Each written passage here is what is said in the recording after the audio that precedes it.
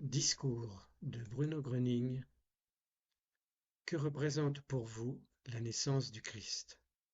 Discours donné à l'occasion de la fête de Noël de 1958. Le 26 janvier 1959, Bruno Gröning décéda à Paris. Ce message de Noël constitue ainsi la dernière conférence officielle prononcée par Bruno Gröning. Aussi, ce message de Noël de 1958 est particulier à plusieurs égards. Donc, mes chers amis, la naissance du Christ, vous ne la comprendrez pas avant d'avoir pris conscience de vous-même, jusqu'à ce que vous sachiez ce que signifie votre propre naissance, votre propre vie sur terre. Je le dis encore une fois très clairement, pas avant que vous soyez parvenu à la connaissance de vous-même et que vous sachiez, au sujet de vous-même, non seulement certaines choses, mais ce que vous êtes en réalité, en vérité.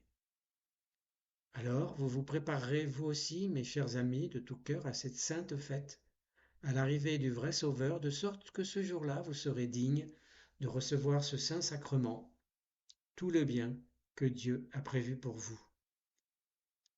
Bien sûr, vous ne devez plus vous laisser saisir par le mal, bien sûr, vous ne devez plus vous abandonner au mal. Chers amis, il devient clair pour vous que la vie terrestre du Christ n'a pas été vaine.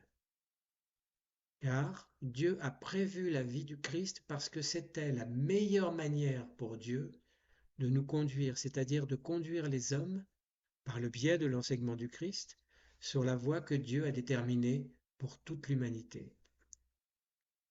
Et ceci est et reste le seul chemin qui ramène vraiment l'homme, chacun de nous, à Dieu.